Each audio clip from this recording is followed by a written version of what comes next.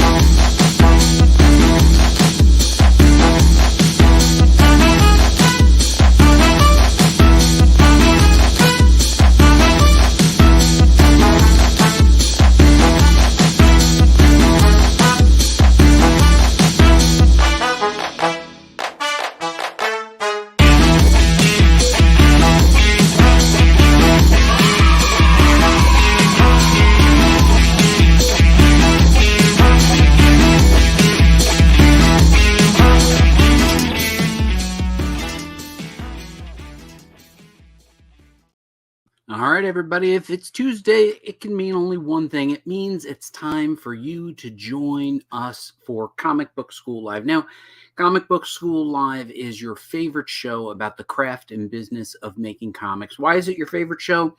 Because it's fun. And we're not here to teach you the craft, literally how to draw or how to write. I mean, sometimes we do.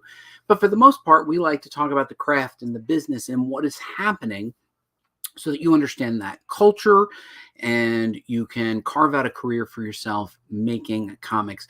How would I know this? Because I've been making comics for hundreds of years now. Now, more like 30, 25, oh my God, almost 30 years. Yes, I've been a comic book writer for Marvel Comics. I started off at Wizard. I do all kinds of things like run educational classes, and I consort with 3-time Emmy Award-winning television writer Mike Fasolo. Mike, welcome back to Comic Book School Live. Hi, bud. So, Mike, we met when we were at Wizard together, and we've been reporting on comics for a very long time. And this seems very much Wizard-like, doesn't it? Like, it almost seems like the kind of thing we used to do at Wizard. Long time ago. And yes, this is definitely a Wizard thing that they would have done. But you know what? I've been absolutely fascinated by Todd McFarlane and all the different things that he's been working on. This creator has nothing left to prove. He has done everything. He has had mega hit comic books. He's been a superstar artist. He's had films and television shows made about his creations. He's worked for Marvel, DC. He helped co-found Image Comics. I mean, he has done everything, yet he continues to break his own records and do new things. And what's been fascinating to me is observing all of the new Spawn merchandise, all of the new, Spawn comic book series, all of the new merchandise for DC Comics, and then recently announced merchandise for Marvel Comics, all of which we'll show tonight. How does he get this much done, Mike? He's got a lot of time and probably a lot of money. We all have the same 24 hours, Mike. Yeah, we do all the same 24 hours, but our 24 hours aren't always spent the same. You know, I would say that he spends his better. Yeah. Oh, absolutely. Yeah. And we don't all have the same amount of money, but you know, with money, you can allow yourself a little more luxury with time and stuff. Yes. Now, I should say that while I've interviewed Todd McFarlane over the years, mostly for Wizard and other magazines, he's not on the show tonight. This is just sort of a he's not going to be a news-oriented thing. But what I'd like for our viewers to observe is the agile way that he continues to be consistent and then consistently build on the next thing. Mike, I don't even remember exactly when Image Comics was founded and when the first issue of Spawn came out. Do you got any context for us? I do. Image was founded in 1992, and that is exactly when the first issue of Spawn came out as well. Now, I kind of was getting into comics around the time that Image was first coming out. Do you remember? Were you getting it? Were you into comics at that point? I was into comics. I wasn't as deep into it as I was when I started working for Wizard a few years later. But I knew of the stuff that was coming out. I got to turn my volume up. Here, hold on, Mike. There you go. I could barely hear you. My office is a mess. Sorry. But for me, I was discovering Image and kind of discovering Spider-Man as an adult, right? I was into comics when I was young. I left all of my comic book stuff behind, went away to college, and then around my senior year of college, I rediscovered comic books and then realized what my passion was. So I was kind of early in that stage where McFarlane had already left his mark on Amazing Spider-Man, and Spawn had been created, and I was just sort of coming in. So I was like, woo, buying everything. Just I bought every Marvel book, not every DC book, but lots of DC books, every Image book, and that's when I got into Wizard, and then got working at Wizard, and then got everything for free. Yes, and I believe he did the first cover of Wizard. Spider-Man cover. You were right. He did sort of an homage to his own comic book cover, which was Amazing Spider-Man 300, as you noted early. First appearance of Spawn, of Venom. Yeah. Very close. So I don't know about you, Mike, but I'm a big fan of Todd McFarlane. I have his art book. I have many Spawn comic books. I was an early reader of Sam and Twitch, which was probably the place where most people discovered Brian Michael Bendis. So after doing Goldfish and Jinx, McFarlane saw his talent and had him write Sam and Twitch. We'll talk about that in a minute, because I think you had seen some stuff that was in development, but could be in development hell at this point. Oh yes, that's Hollywood. Starts off very fast paced, and then it just slowly dies. So what we're going to do tonight, Mike, and whether or not this is educational or not, we'll kind of like see if we can bend it into some sort of educational thing. But it's just kind of, for me, an observation of everything that is going on with Todd McFarlane and the way he has just grown this empire. And I think probably the key thing for us as professionals is he's been amazingly consistent. Yeah. I mean, he hit the ground running, and he really hasn't stopped. Everything he does seems to go somewhere. It's not just like, oh, he tried this and he tried this and he tried this. He does something and he continues to do it. It'll blow your mind that Spawn is now the longest running independent comic in history. It is, let me see if I can squeeze this screen just a little bit. It's up to 353. And if I am not mistaken, McFarlane has worked on just about every issue in some way. That is a lot of issues. A lot of issues. It is stunning to me that this comic has been going this long. When I first read Spawn, I thought, okay, that's interesting. And, a lot of the early Image comics, they started and they stopped. But I think Spawn and the Savage Dragon are two extremely long running comics that have been consistent, I guess, since around 1992. Yep. That is amazing. It is. It's shocking. I mean, I didn't get super into Spawn when it came out. I read them all when I was at Wizard, but it's amazing that it's still going on to this day. It's one of those things where you think, it's gonna, it'll have its run. They'll get tired of it. They'll go on and do something else. And here it is, still going. They ended up having a Spawn movie. Mm-hmm. They ended up having a Spawn animated series on HBO. Yes, I remember that. I think, hold on, let's see. They have the let's see if we could share it real quick. Share screen. For a little while there, they were developing a Sam and Twitch TV show. Now, this is 2021. That might mean what, Mike? That it is. That might mean that it has been in and out of development a million times. It goes in, some production company loves it, and then something happens and they drop out, but someone else picks it up, and it keeps going back and forth. I mean, it takes years and years to do TV and movies. Deadpool took 11 years to get going. 11 years? Yeah. I didn't know that. Yeah. You keep jumping in, you find different producers, different directors, and it just keeps going on and on. So All right, it so takes a long time. let's look at a couple of the things that he has been doing, because I do think it is pretty amazing. Let's start with something that you, as a writer of a very popular show called what was it? Robot Chicken. Robot Chicken. Yeah. It's fun with action figures. Well, McFarlane came along. I have no knowledge or background of how this came about, but he started making action figures for DC, including vehicles, deluxe edition figures, platinum figure editions. I mean, just stunning work. We'll get into some of the other things, but like if you look at like the vehicles, these are all things that I want. I was going to ask if you had them.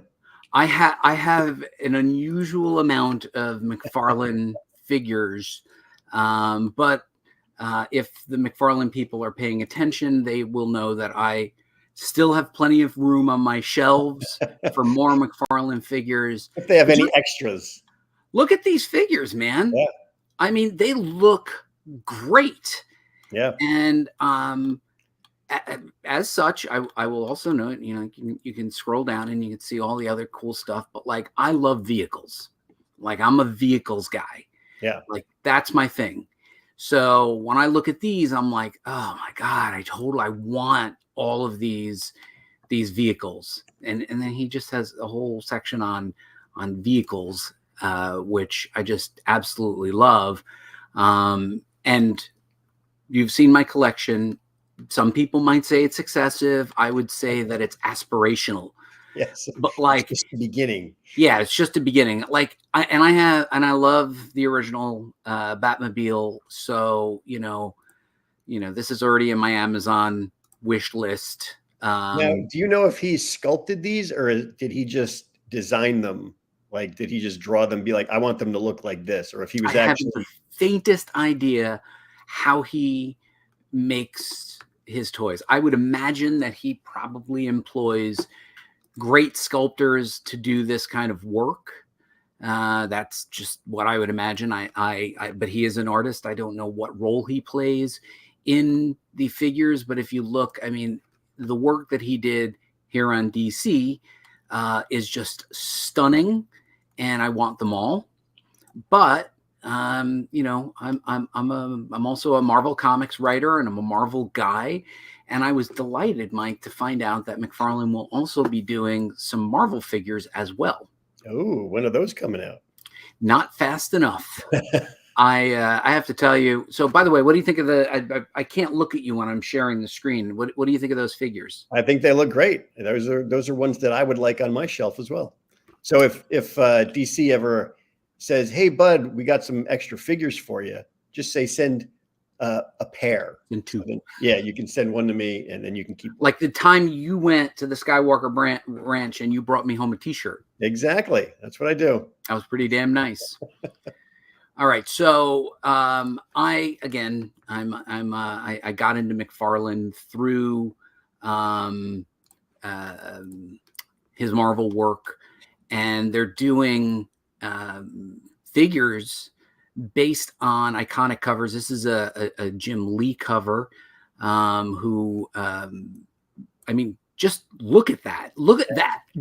I need that in my house. Do you have that issue? Of course I have that issue. They should do a sculpt of that cover we showed a couple weeks ago of the Hulk punching Cap shield when he's. Oh yeah, that'd be a good one. That would be awesome. Now hold on, let me see. I think I have another one that shows. And I always said we'll never be that kind of show that just shows news stuff, but but here we go. Here we go. Hold on, let me see. Bring iconic. No, that one we showed. Teases other Marvel artists. Is that it? No. Let's see. This is the one. Oh, it's nice. Father's Day is coming up, Mike. I feel like I've been a good dad. I've been a good family man. Yeah. I feel like if this landed on my desk, I'd be very happy. I mean, you'd be okay with it. let's just look at that. There is literally like no words for how excited I am that McFarlane, after conquering and just dominating those DC figures, that he is now adding Marvel figures, because I'm going to buy a house just for my action figures. Do you have a lot of action figures, Mike? I have a handful. I don't have a lot though. No, it's one of those things where literally a handful, like you have just a handful. Yeah. Right. It just takes up too much space. Here's another shot of that Captain America. Just look at the design. Like it's sort of like he's got like the pencil art in there as well. Like it's got a very unique look to it, and just want. Is that just want? Just want. Anyway, McFarlane, famous for his figures. You can go on his website. Let me pull that back up real quick. Oh, people are commenting, Mike. Do you want to look at the comments? Where are the comments? Because you know how to do that now. I do. Yeah. Let's see what's Glenn got to say. I remember that awesome 1997 movie spelled improperly. Glenn, come on. That's the French. Go back. I think that's French. Move why? Or does he mean the movie soundtrack? The movie. Oh, he didn't like the movie? I don't know. And this is Russ. I got nothing. Never got nothing from Skywalker Ranch. I didn't know you back then, Russ. So yes, you did. Of course you did. You were already with the Robot Chicken. No, you already left. You were already in California. That's the reason I can say I didn't know him back then. And then when your back is against the wall and you need a guest, who do you call it? Like, hey, Russ. Yeah, of course. Funny thing, Russ doesn't answer my emails. What else, Glenn? Starting already. Yes, we're starting already. The phone was rough, even for a 13-year-old me. Yeah, but I honestly never saw the 1997 movie. Mouvoir. The Mouvoir. I did watch the animated series, but I never saw the movie. I just like that you're starting already. He's like the only person that shows up. But he showed up for more episodes than I have, Mike, and it doesn't take long, Glenn. As soon as we can find something, we're right all. We're on it. We're on it. We're going to reprogram the keys on his computer, so he types something correctly, it'll come out wrong. But yeah, I mean, as fans, the fan service of these toys are just amazing. So I follow McFarlane. This is my other account. I follow McFarlane's toy account. Mm-hmm. And this guy, number one, we talk about media. This dude's a master of media. Like, he'll just do this thing where he'll get in there and he'll talk into the camera. And I'm like, I will buy everything, Todd. Like, you should slide this guy selling this, and I can't even take it because I just look at that and I want everything. And he takes these amazing covers and he sells it. This guy knows media. And do you have these? No, I don't have those. No, I was going to say, do you have these in your shopping cart to mail to me? Oh, yes, for Christmas. Look at that. He even comes with a backdrop. Oh, the dinosaur. And a dinosaur. So, I mean, you look at this, and again, I have every variant of the Batmobile except this one. It's pre-ordered. You don't even have to buy that for me. But, like, look at this. Look, just that doesn't that make you want that? It does. Now, how excited are you? Look at that. Like, how excited are you that McFarlane's doing Marvel? Go down. That one, Batman with the cucumbers on his eyes. What's that one? Just getting a facial. That looks like a Robot Chicken sketch. It does. Something we would do. Because he's wearing like a robe. Isn't that your thing? That's my thing. Batman stole my robe. Stole your robe. You better be checking the comments because I'm not. Oh, sorry. My screen was. Look at this. Look at that. Let's look at. Oh, he's got the lightning coming off. It's got the lightning. It's sort of like when you run.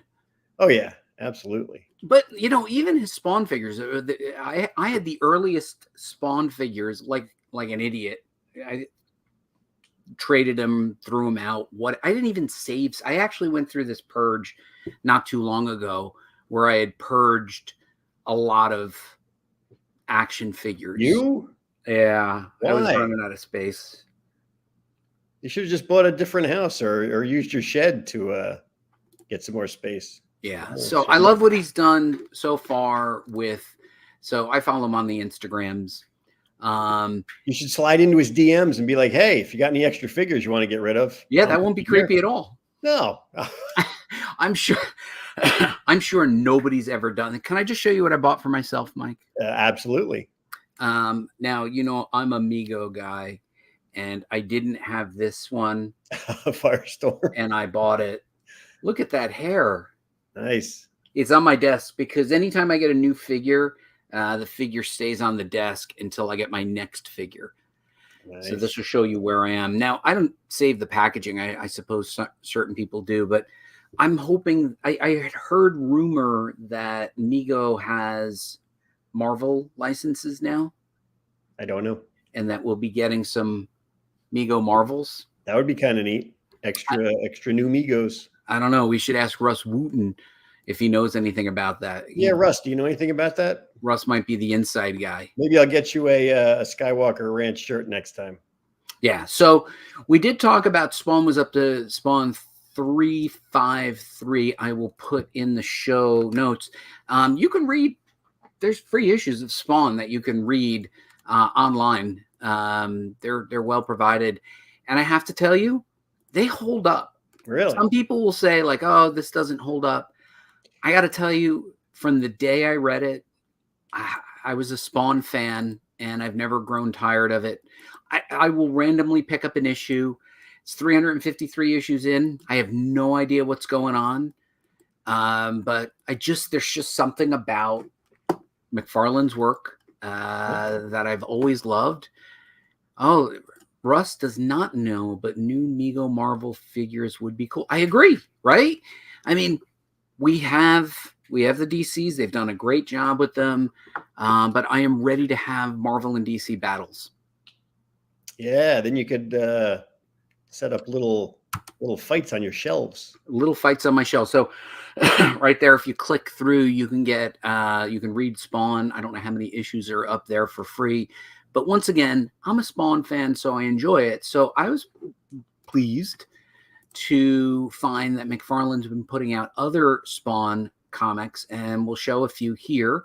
I do want to note Erica Schultz is like a convention friend, personal friend. Like every year I see Erica Schultz at New York Comic Con, some of the local Comic Cons.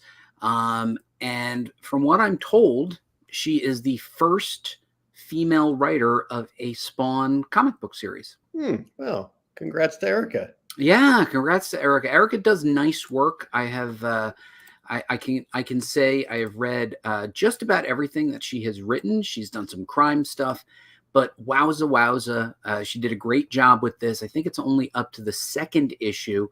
You know, one of the one problem that I find with these is like there's so much Spawn stuff, and it's not always easy to jump into the universe. Yeah.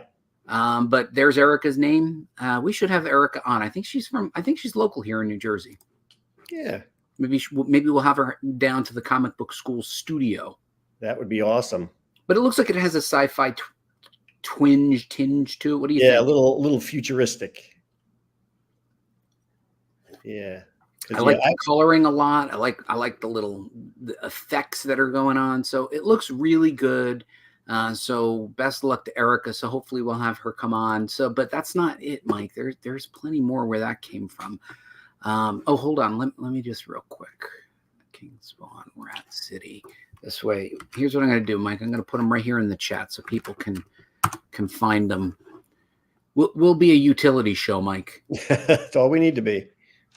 And this was from comicbook.com. Hold on, this is there. This way you can click through. Like if people get bored of listening to us, they can just go and then surf the web on their own. Bored of listening to us, bud? Bored. Come on. Who could get bored of that? All right. So I enjoyed, again, I wasn't 100% sure what was going on, but I enjoyed Gunslinger, Spawn. Spawn has so many different variants. I don't know how on top of the Spawn variants there are, but I would imagine that according to the interviews, McFarlane is whimsically creates something, and then if people like it, he keeps going with it. Yeah, why not? Like, oh, that's a cool shot. That is amazing. I was a sucker for this. I don't buy anything regularly, Mike. I seriously am not a good shopper. I go to my comic shop and I do pick up everything that I order. But you know, I don't keep up with anything. So I randomly will pick up things. Art looks good. Again, McFarlane writing. Apparently he's got a lot to say about Spawn.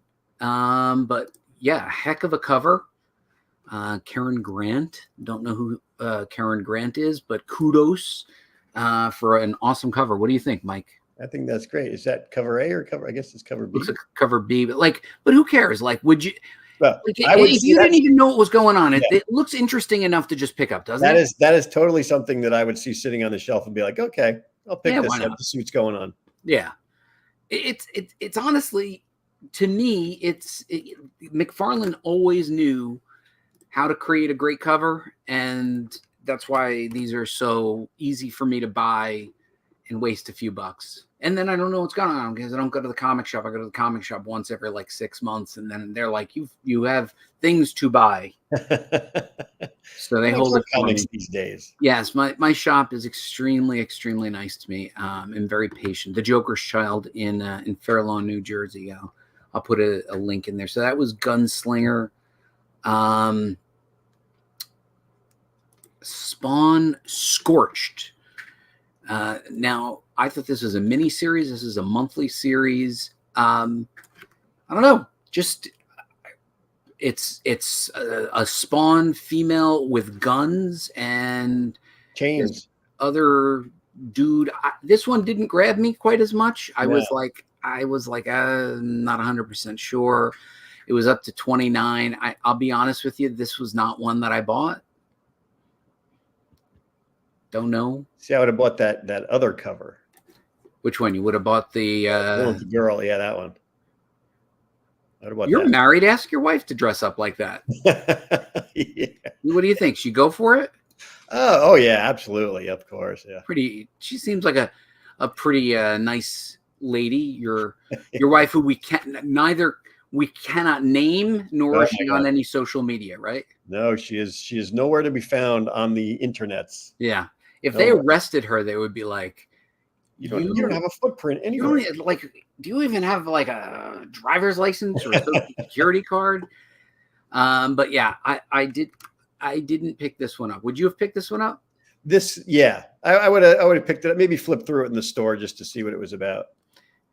Any of the other covers grab you? That third one. This one? Yeah. You might have checked that out. I want to check that one out. Yeah, that's a good cover. Yeah, and John Layman, I like Layman. Layman's a good writer. He did a comic series called Chewed, and he's done some other things. But Layman's a talented writer, very funny writer. So I don't know if there's humor. Maybe we should get him on the show. We should get a lot of people on the show. We just, I don't know. We just, when my dad got sick, we kind of sort of slowed down, and now I'm recovering, Mike. I'm not quite back to where I should be. My head's not all there yet. It's been a little tough. I've been grieving, still grieving. Pull up. Gatilla has some comments there. Haunt. Robert Kirk wrote that. Robert Kirk. And then he said, the guy after that girl, that was Haunt. Oh, that must be the character. Okay. That's the character. Oh, so Gatilla is familiar with it. I am not familiar with it, but now that I know that it's Layman, I might check it out because I do like John Layman and Kirkman. Robert Kirkman. Kirkman of Walking Dead fame. Yeah. McFarlane does the action figures for Walking Dead as well. Oh, yes. All right. So we also have, I'm telling you, Mike, it just keeps on going. More Okay. Spawn. More Another, I don't think this is, oh, it is a Spawn tie-in. Now, this looks like a mini-series, 2 of 3, which I think is nice to do for your readers occasionally, just beginning, middle, and end, right? Just give them something that they can digest. People like me who are like tourists who come by, visit. So what does it look? Looks like Spawn in outer space, maybe? Yeah. The I battle between, I would suspect, yeah, it looks like outer space. Apparently Monolith, there's a Monolith and an Omega Spawn. Yeah, man. It's like you're like, hey, let's have some new action figures. Rages across the stars. Yeah, like cool. Like Spawn Gunslinger. Spawn can do anything. Figures. But I don't know Sean Lewis. So but the art looks great. Yeah. Oh, that's McFarlane. Oh, there you go. But the interior art looks good. Very image-like, right? Very Spawnish. Very Spawnish. I'm not sure if I'm going to check out Monolith, Mike. I'm not an outer space guy. You're more of a sci-fi guy than me. Does sci-fi Spawn interest you? Yeah, I would check it out. I mean, that cover right there would be enough for me to go, what's happening here? And who are these people? So same reaction. I don't have any interest in outer space. You know me in outer space. Outer space to me is time travel either. Space and time travel goes nowhere for me. All right, so one more. I'm going to show you one more. I will show you one that I do find a lot of interest in. I like Sam and Twitch a lot. I don't know anything about Sam and Twitch. So Sam and Twitch were 2 cops who were operating in the Spawn universe extremely early in the series. May have been in the first even 10 issues. I'm not sure. And I think Sam and Twitch may have been the first spin-off series. Now, again, we were familiar with Brian Michael Bendis because of AKA Goldfish and Jinx. We were getting the issues. I think Caliber Press was publishing them, so we were familiar with them. But then he came in and made it this dark, moody noir with mystical elements. But these 2 cops, Sam and Twitch, I absolutely loved Sam and Twitch when the series came out with Bendis. Obviously, Bendis has had a storied career, but apparently, from what I heard, was when Marvel approached him to do Ultimate Spider-Man, he's like, "Oh, I don't know. You want me to draw Spider-Man?" They were like, "No, man, we want you to write Spider-Man," and he did Ultimate Spider-Man. But it follows the same aesthetic. I don't know if you remember reading Sam and Twitch. This is how the lettering was done. I don't know if Russ Wooten's still on, but very distinct way of doing the lettering. No word bubbles. No, but look, you can see even a connector like that is just stroked with a line. You can see over black text over light areas, white text over dark areas. Very innovative way of doing things. Not familiar with John Goff or the artist Simon Kudransky, but stuff looks really good. Now, did they deal with Spawn, or were they just cops in Spawn? They dealt with Spawn, yeah. Okay. Yeah. They were definitely dealt with Spawn. It was definitely Spawn related. Hold on. There's a Spawn. Sam and Twitch case files, and there's big old Spawn in the background. And I got to tell you, I just like it. I just like it. So, cool. You know me. I like crime noir, like street level crime. Yeah. This speaks to me. Like, you show me a guy in outer space, I'm like, can't relate. These guys I can relate to. But cops on the street, that's your thing. That's my thing. Yeah, cops on the street. That's my thing. I think Sam and Twitch really speaks to me. Again, until we started doing the research, I was just seeing these things come out in drips and drabs, and I wasn't really keeping up with it. But I was like, well, for the show, let's just take a quick look at what's going on. I got to tell you, man, it's like catnip for me. Like I want. Oh wait, Russ Wooten said that lettering is cool / interesting. Ah, how about that, huh? That's from a letterer. From the coolest, most interesting award-winning letterer that we know, Russ Wooten. Yeah, so you can click through that and see the Sam and Twitch case files. But Mike, I've always enjoyed variations on characters. When I was a kid growing up, I loved, like, they did an issue of Fat Superman, Rainbow Batman. Those sound like 70s comics. It was 60s, 70s, Bizarro. Yeah. Like I was into that. But like then, even if you take it more seriously, like Spider-Man with the black costume, those are the kinds of things that I like. And then even now, by the way, one of my favorite characters is Firestorm. Later, they changed his costume. I still like the original costume. I like the original with what was his name? Robbie? Rich Ryder or something. Ronnie, I think. Ronnie. Something. Ronnie. Here I am saying I'm a big fan, and I can't. I'm like, I'm a big fan, and I can't even remember the name of the character. I remember Jerry Conway wrote it, and Pat Broderick drew it, and you can go back and reread those issues; they still hold up. Firestorm. He was a good one. He was a good one. So, I mean, that's it, Mike. I mean, primarily, we really wanted to show off what McFarlane has been doing. And as creators, I think we should really take into consideration the fact that, month after month, event after event, world events, COVID, somehow McFarlane keeps putting out product, puts his head down.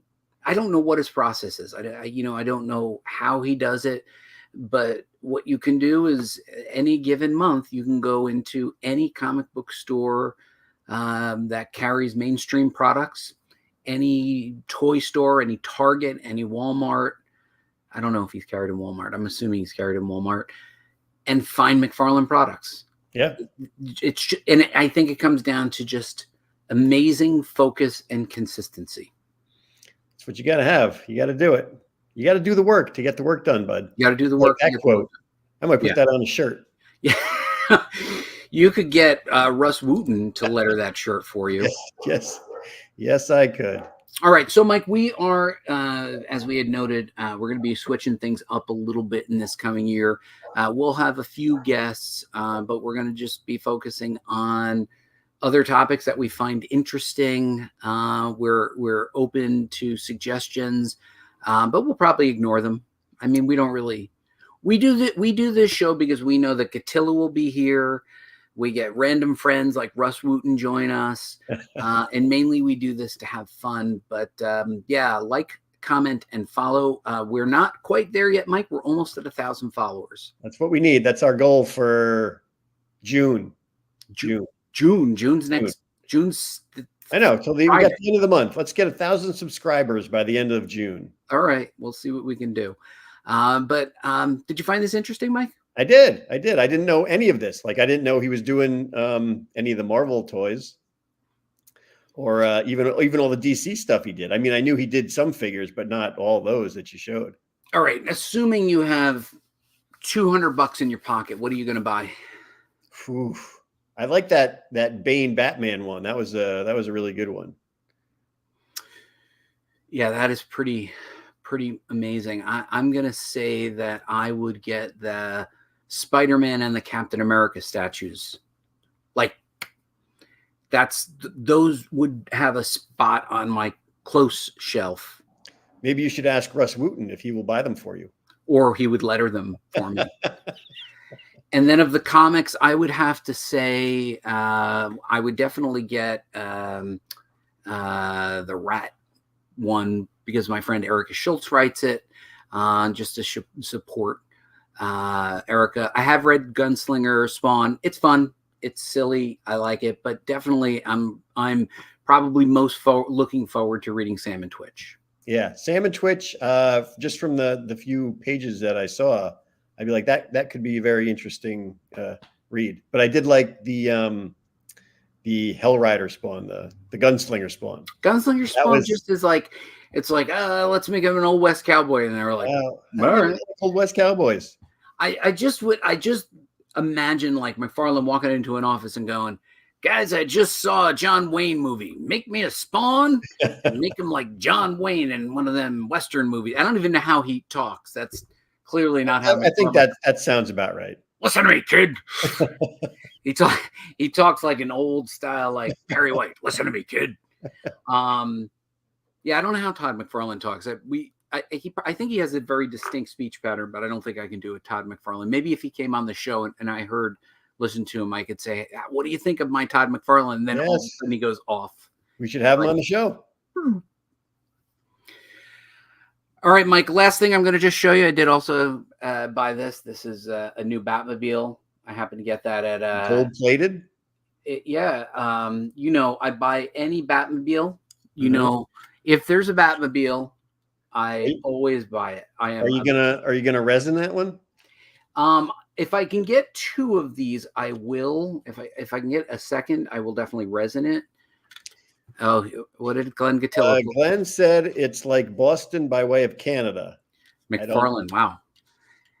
That he is. He was Canadian, right? He's Canadian, but I believe he lives in Arizona.